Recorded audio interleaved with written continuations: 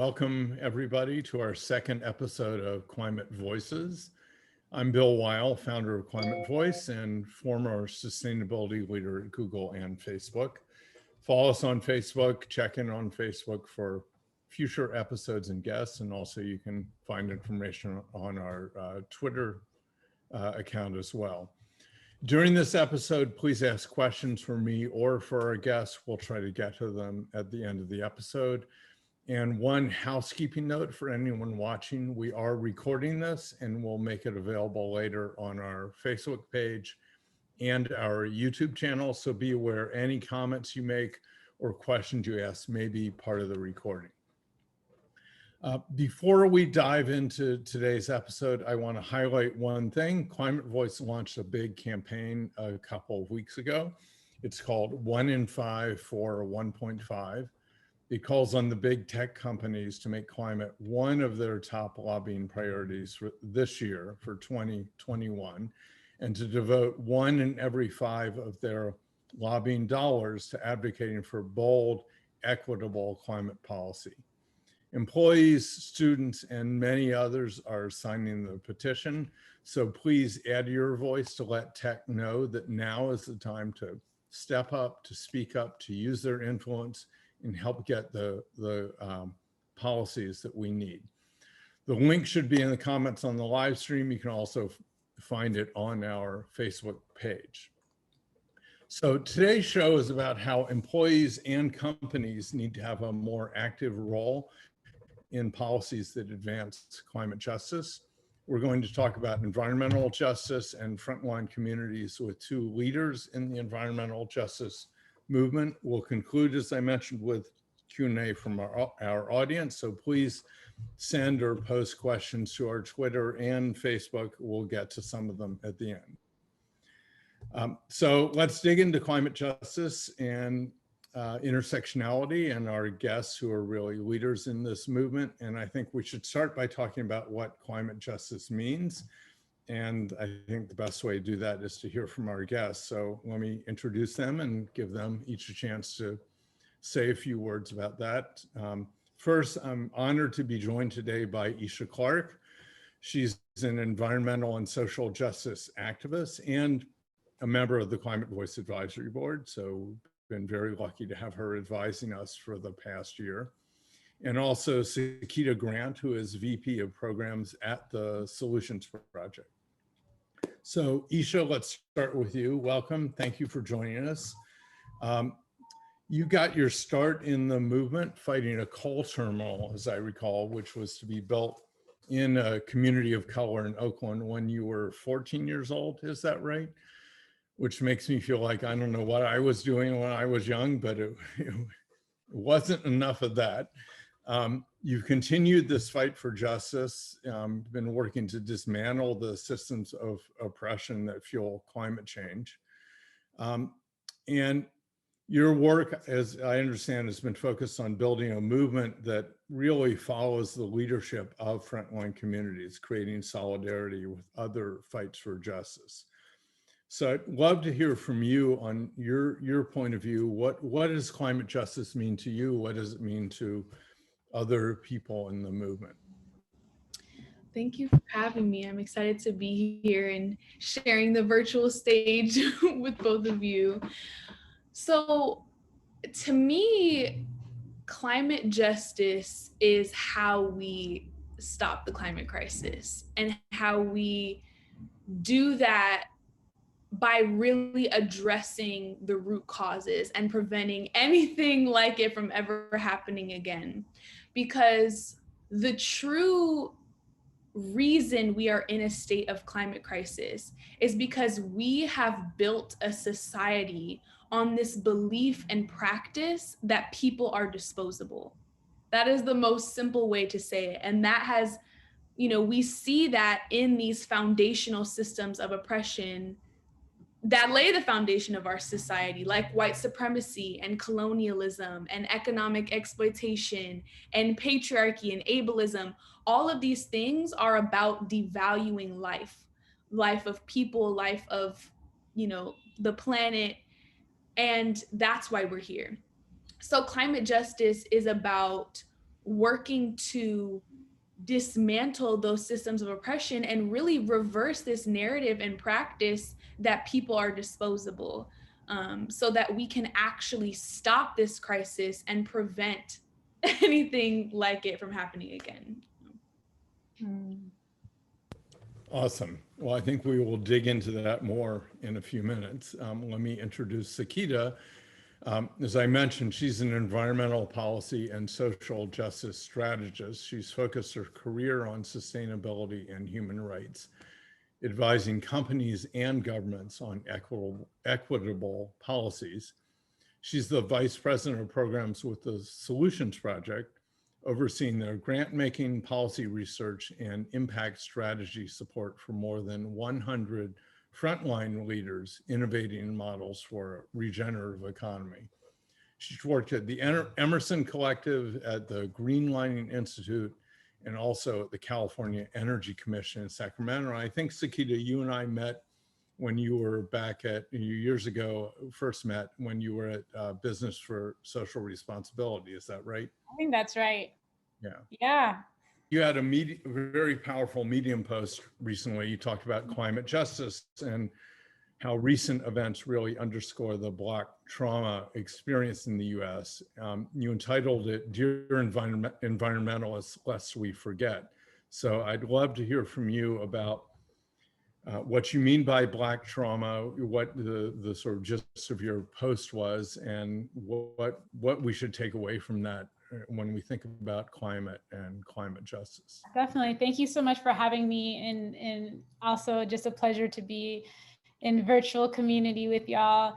Want to big up Isha's remarks around climate justice. I think that's exactly, the understanding of devaluing of humans as being a critical part of the climate crisis.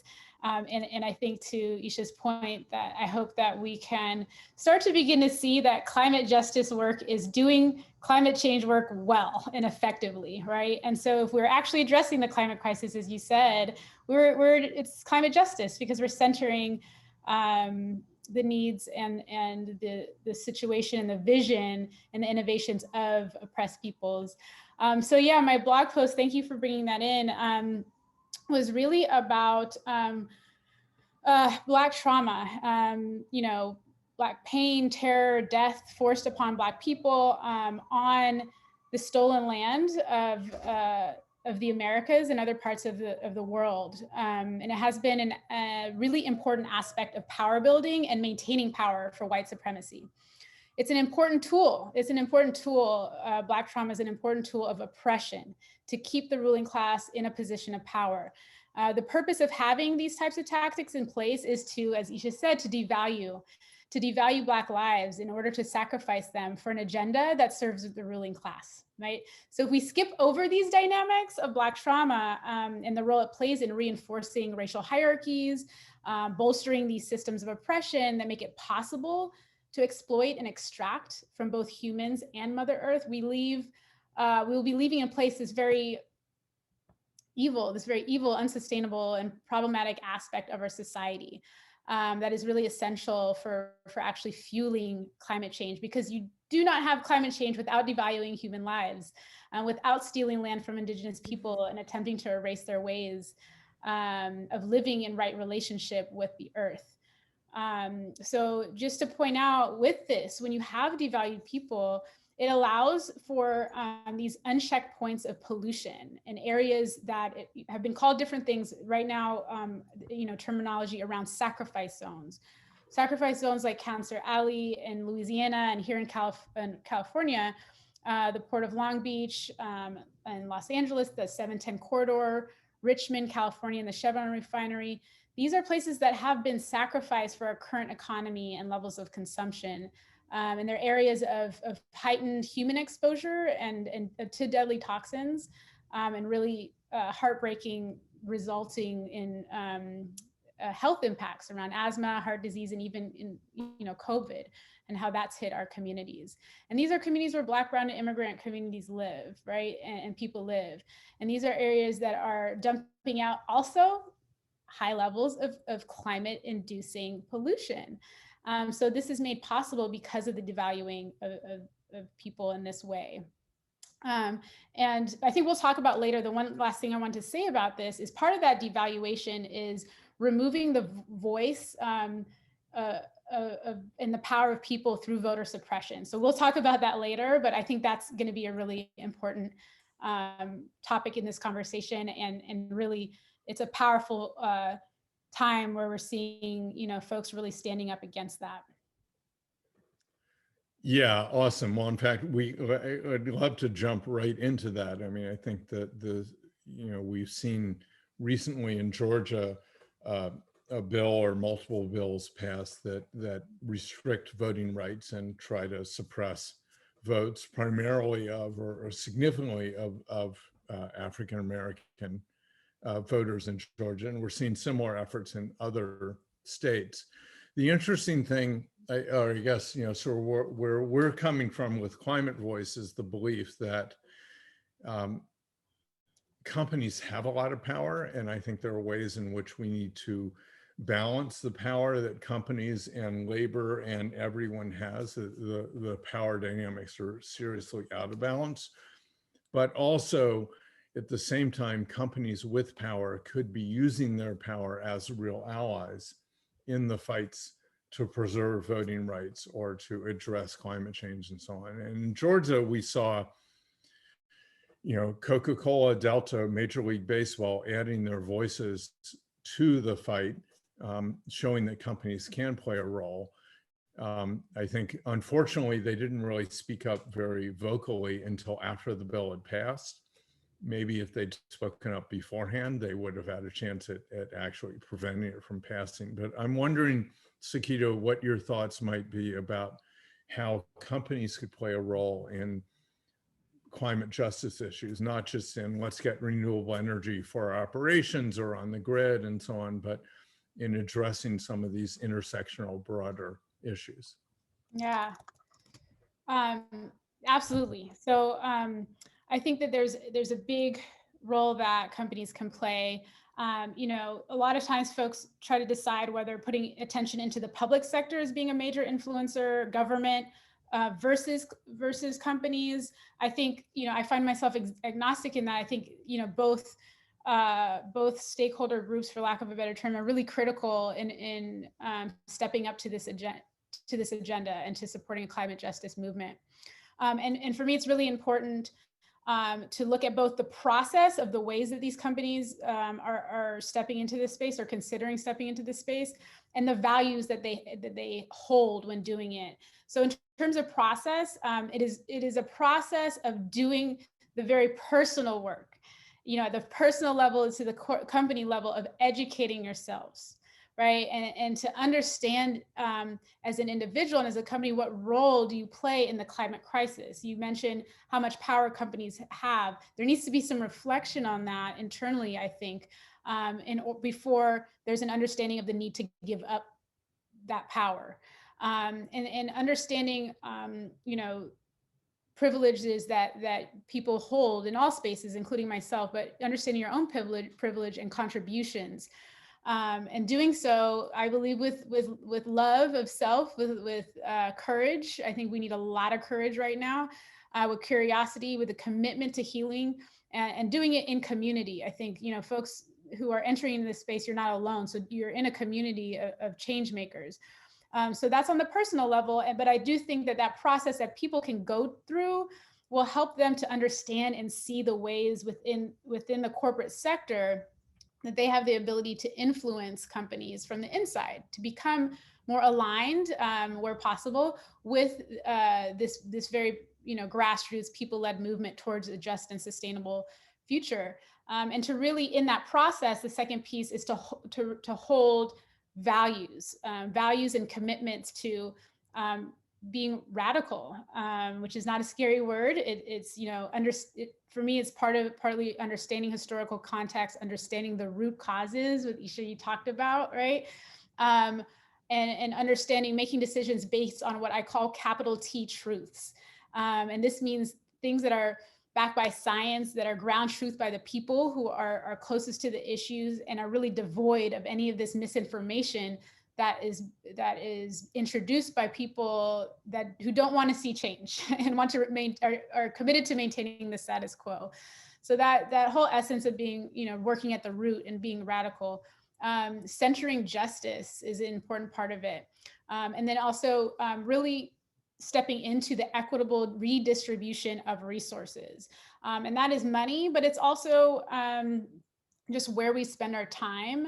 It's about airtime, who gets to speak, who's at the table, who's taking up space in that way. But there needs to be a lot of thoughtfulness about an equitable redistribution of those resources. Yeah, I mean, it's interesting. I say, obviously people watching, I'm a somewhat older white male, and I'm talking here with two younger African-American women, and I appreciate your willingness to share your time and be in community here with me. I wish we could be doing this in a physical space, not just virtually, but virtual is way better than nothing. Our audience, we are trying with Climate Voice to reach particularly people in the technology sector, but also people generally who work at big influential companies. Many of them are privileged, many of them are white. Their lived experience is not, some of them certainly have come from frontline communities, but many have not. And I think that many of them, certainly I think to myself, 5 years ago, 6 years ago, thought of climate as a technical problem to be addressed. We needed to stop emitting greenhouse gases. And I think that is still true. We need to stop burning all this stuff, but understanding that underlying root cause and the power dynamics that are a major part of it, which I think in the case of climate are just so extreme, with the power that is exercised by the fossil fuel industry to preserve the status quo, to prevent change. So I think what you're saying is a message that I and many others like me need to hear probably over and over again, as you said, to do that work and really understand things. Isha, we've talked over the last year about how employees, people need to better understand the intersection of justice, inequity, equity, climate, how companies can do their part. Can you expand a bit more on that? Say a bit more about how you think employees and companies could step up as allies in this fight?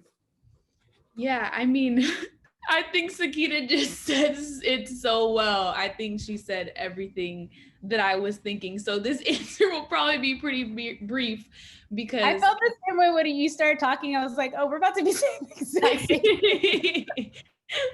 That means there's multiple people in the movement saying the same thing. That's how we know that repetition is good. Right. Right. Gosh, I mean, I really feel like there's not much more for me to add. I think that it is important that we take that personal step, as Sekita was saying, to really look at, as employees within a company. And I will admit, I'm 18. I've never been an employee at a big company. Okay, so I don't know what that's like, but I can imagine. And I think that a company is a bunch of individuals working for the same thing, And so I think that it starts with each of those individuals really looking at their own positionality. Like, who am I? Like, how do I experience the world? How have the identities that have been given to me impacted how I experience the world? And I think once we all commit ourselves to doing that, it will unfold, as Sekita was saying, and we see the position that we're in to be able to support this movement. Because, and as I'm sitting here, just in all transparency, like, this feels like a hard conversation for me to have, because, as I say to you, Bill, all the time, like,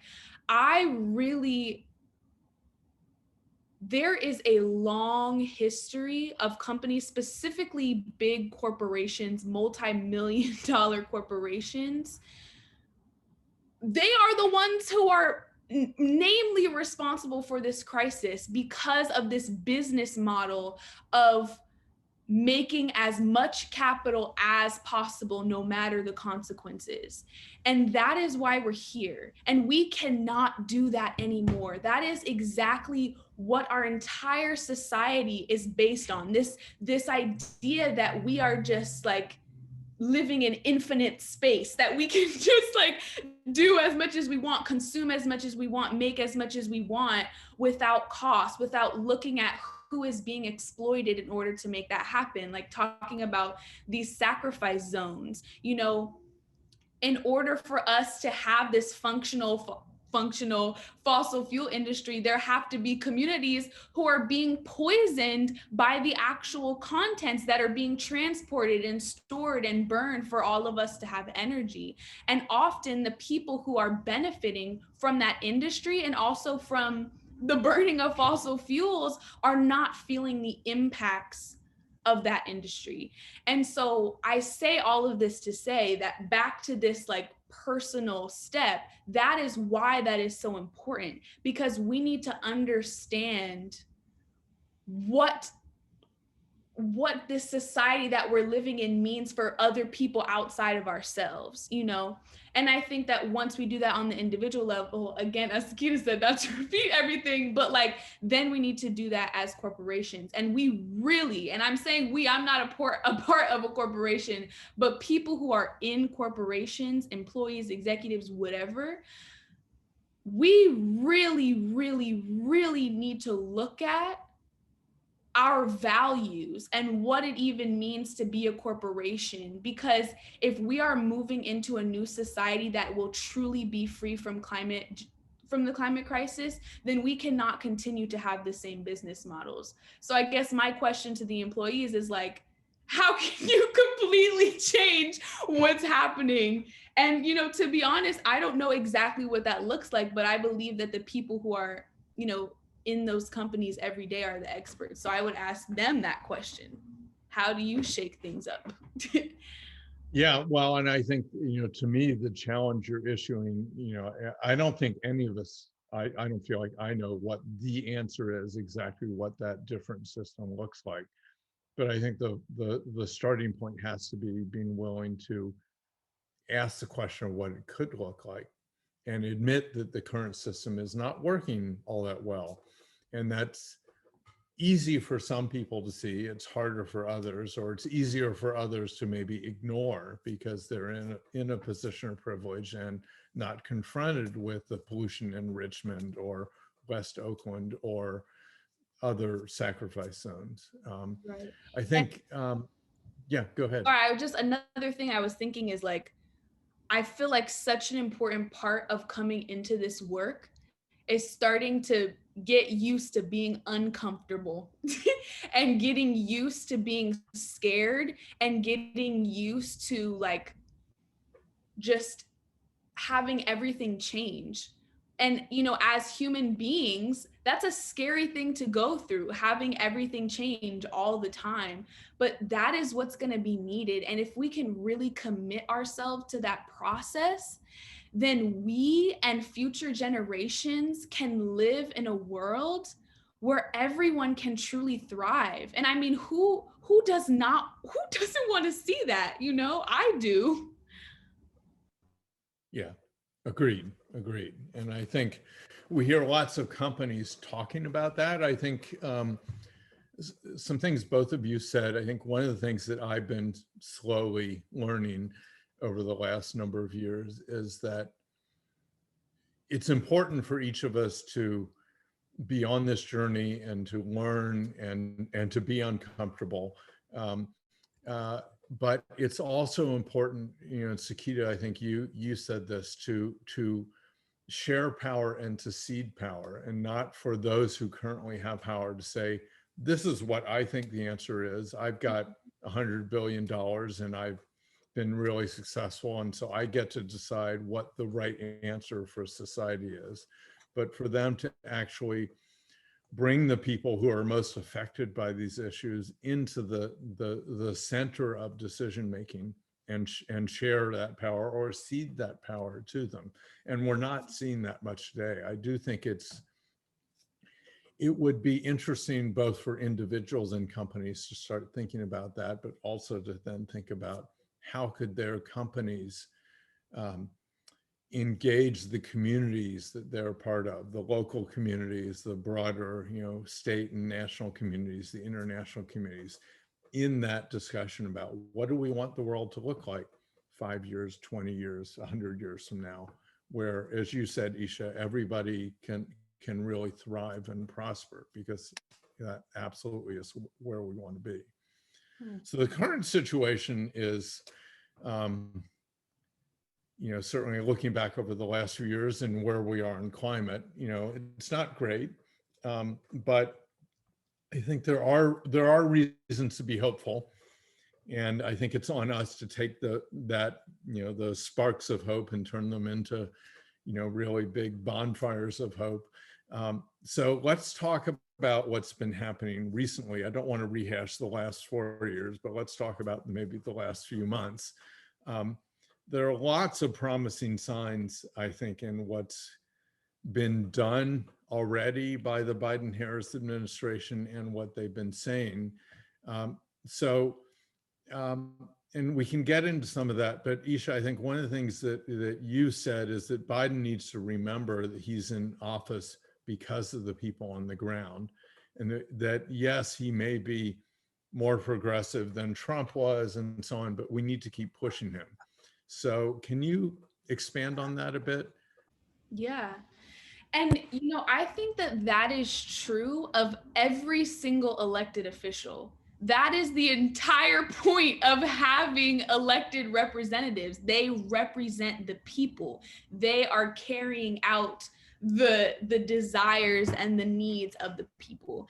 And, when we're talking about the highest office in this country, like, that becomes even more of the utmost importance. When we just experienced an election, thank God it was like not super recent, we all got to recover from that. But, that was a successful election, and it was barely free and fair because of all of the gerrymandering and voter suppression that was happening in the Electoral College. Like, all of the odds were stacked against us, and it was dedicated people on the ground doing the grassroots work who got Biden and Harris elected. And it is, those very same people on the ground who have shifted our society in every generation. And it will be those folks who are shifting things in this generation as well. And I think, we need to remember that. And I don't mean to be pessimistic, because I actually do feel like there is a lot of hope, and I think we'll get to that in the end. So I won't say that piece now. But, we are living in a country that was built on slavery and genocide. And that legacy has been built into the very fibers of our government, of our society, of every piece of this country.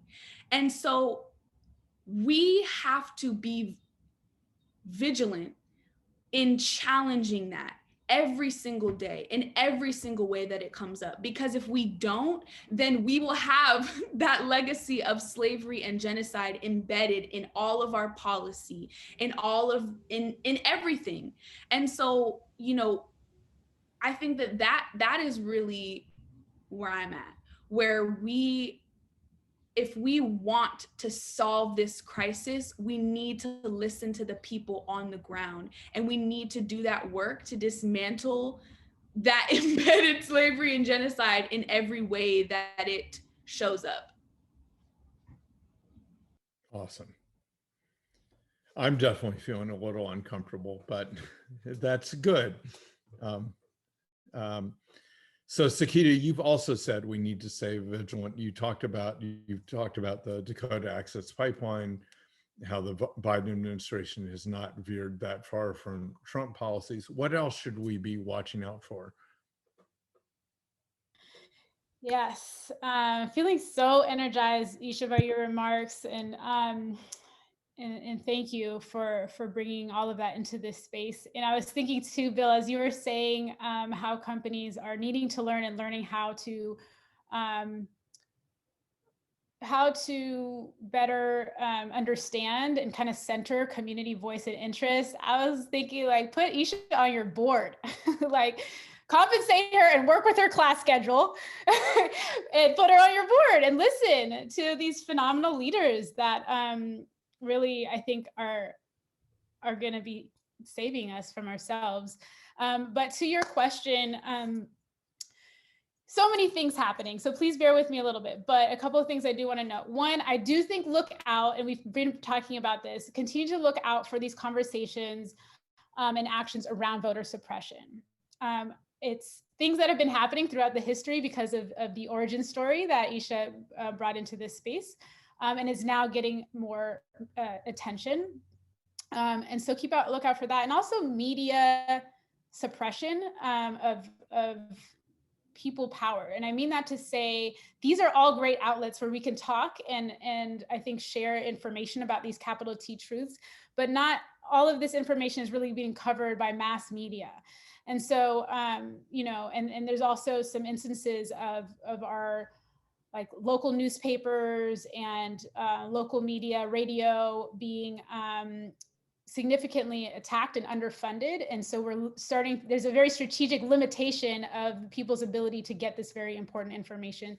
So to keep a look out for that, and really to support storytellers, to support folks that are doing the anti-voter suppression, the pro-democracy work. I would also look out for basically anything that fossil fuel companies are doing to stay profitable and relevant, right? They haven't gotten Isha's message that we have to be brave and to let go of this identity and this addiction to unsustainable ways. So they're holding on to it for dear life. So, and that includes paying attention to some of these anti-pipeline uprisings happening around the Dakota Access Pipeline. Line 3 pipeline in Minnesota is another one. Incredible Indigenous women-led initiatives happening there. Young people are putting their lives on the line for our future, for our well-being. So really powerful things to look out for. Organizations like Honor the Earth, GINIW Collective, GINIW, and also a lesser known anti-pipeline uprising, the Byhalia pipeline proposed that would cut right through a Black community in Tennessee, would be devastating, absolutely devastating. And the Memphis community against the pipeline is fighting to stop that. And you'll notice I try to like really uplift and bring into space groups that are doing the work, so folks can be aware of that. I would be remiss if I didn't take it international, just for a minute, to talk about South America, Guyana, which is actually where my family's from, so I pay attention to it. But Exxon has begun drilling off the coast there in a massive oil field that is going to take us back when it comes to fighting climate change. It is going backwards. And it's egregious and it's under the radar, and it's putting Guyana at risk of all the political and human rights atrocities associated with large-scale oil drilling, with Indigenous communities, Indigenous communities in Guyana being again at the front line of this, the impacts of this extraction and exploitation. So I think that solidarity work internationally is going to be really important. And then in terms of some of these really interesting, I think, initiatives by the Biden-Harris administration. So we hear on the news top line, trillions of dollars, right, are being talked about by the federal government to help repair our infrastructure. We saw what happened with these winter infrastructure failures in Texas, still happening in Mississippi and Jackson, right? And so historic amounts of money that will be coming out from the federal government. And so the issue for a lot of folks doing grassroots work is, how do we ensure that this money is actually being spent transparently and with accountability to those who have been historically and are currently under-resourced, right?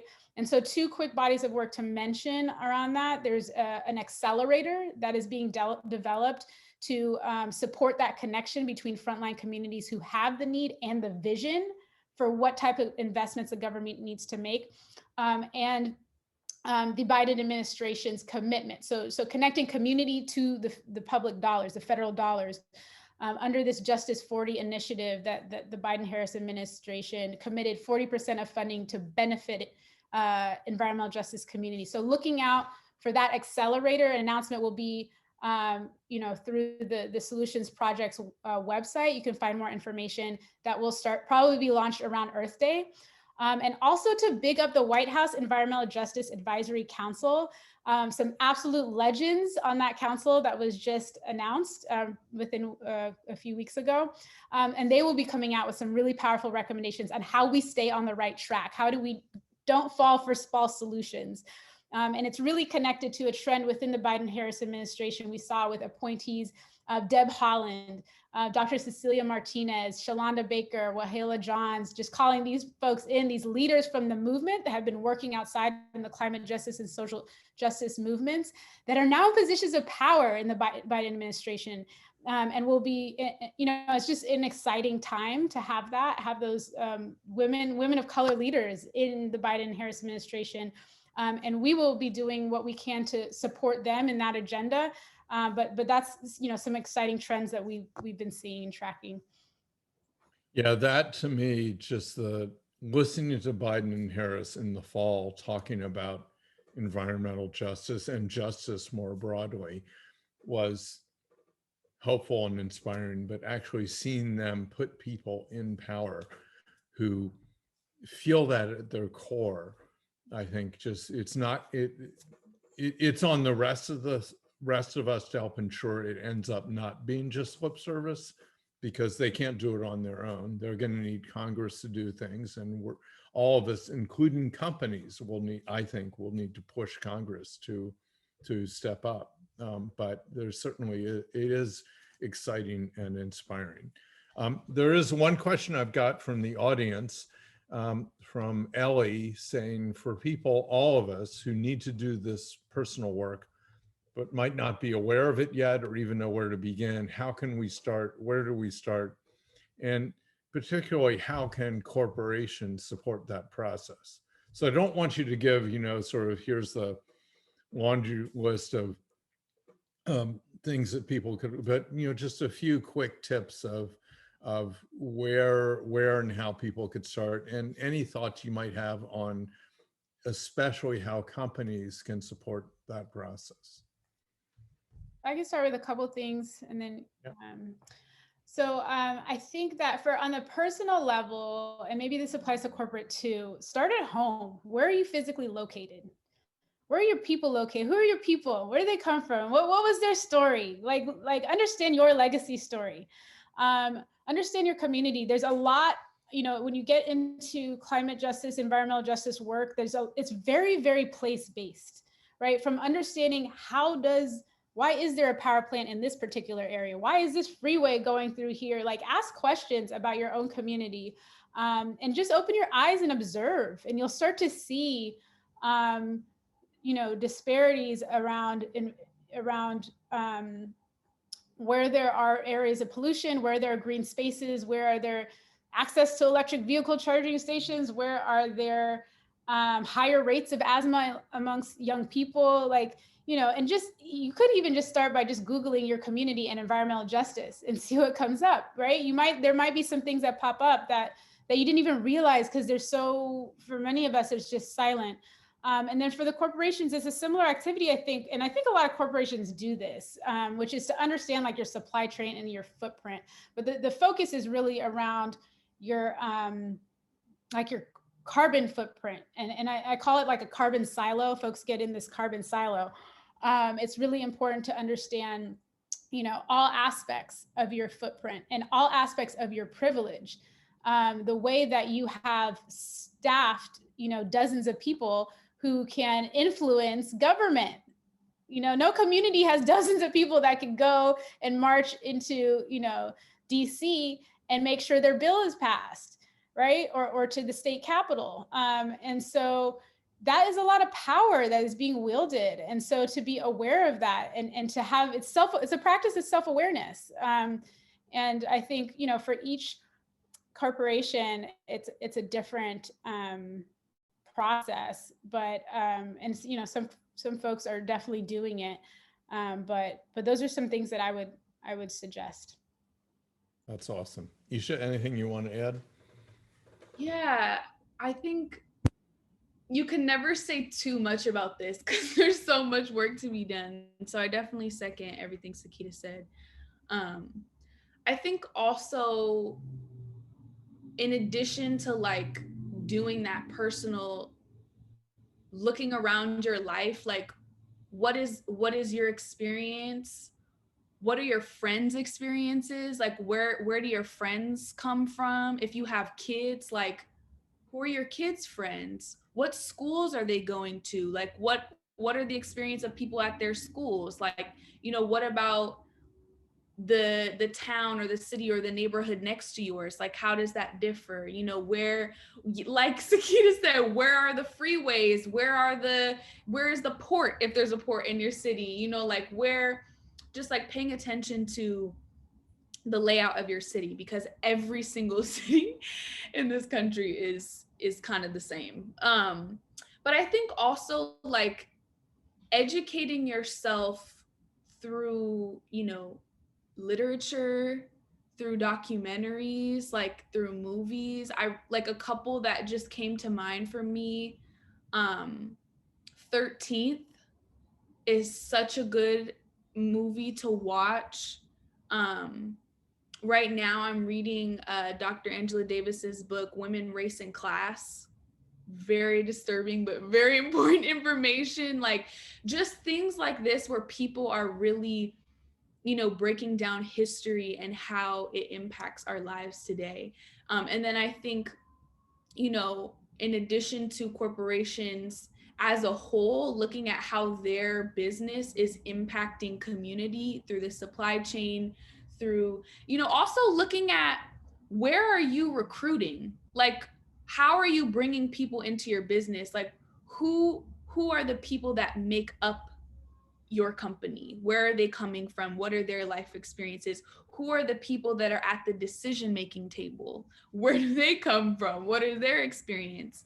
And then, you know, in supporting their employees' personal education, like my dad, hella random, he's a musician and he's been teaching with SF Jazz out here in California.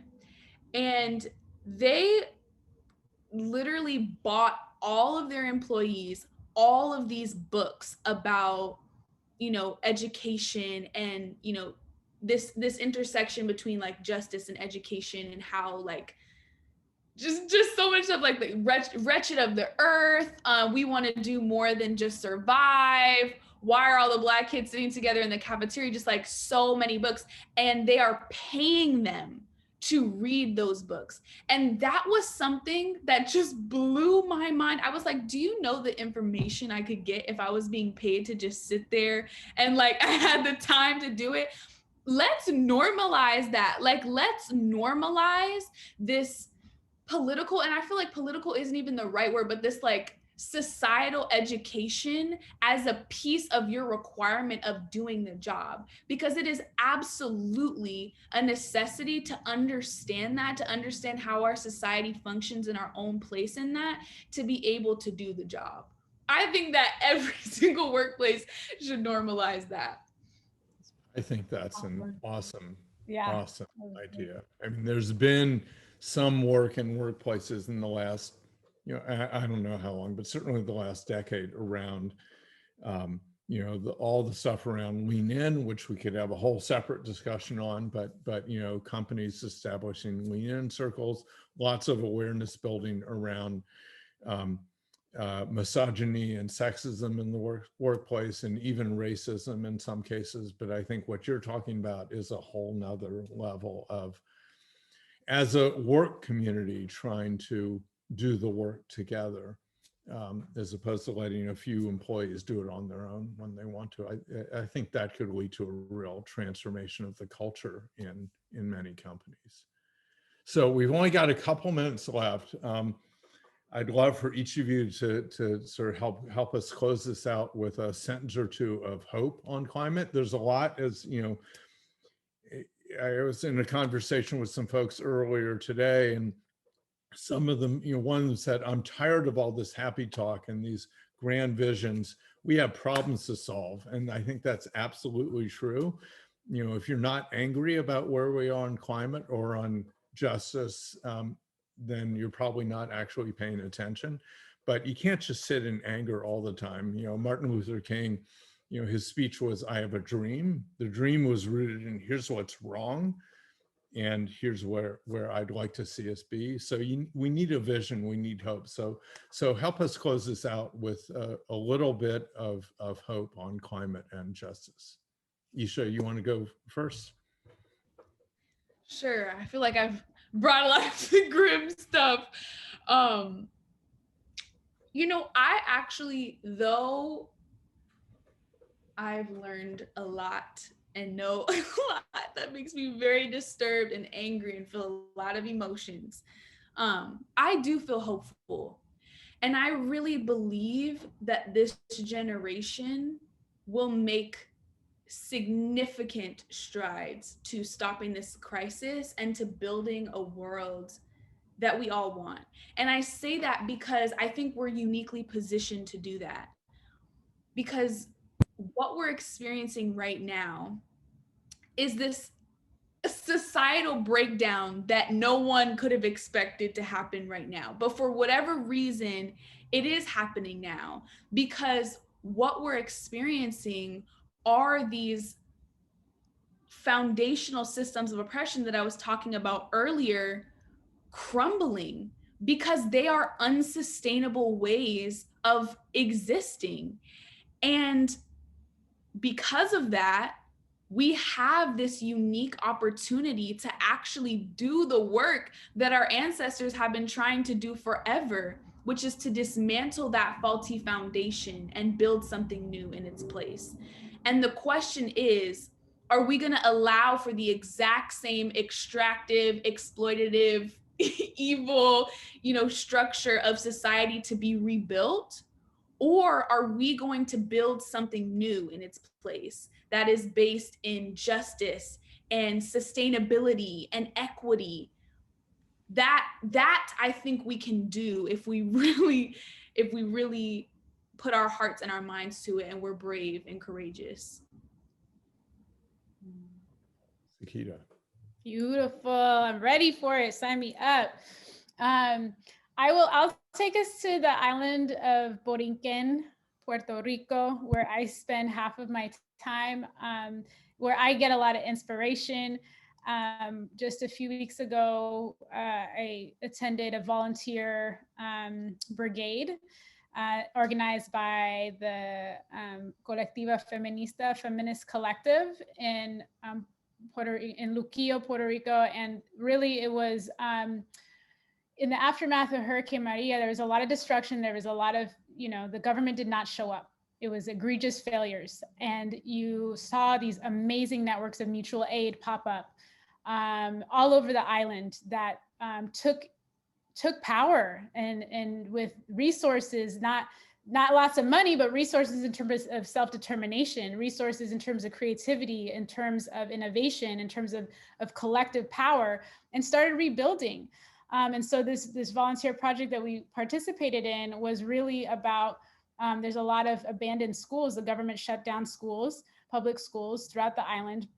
And folks have come together to reclaim those buildings, like reclaim them for the community. And it's beautiful, and to clean them up and to create these centers of resistance, of healing. We haven't talked a lot about healing, but healing is important for all of us.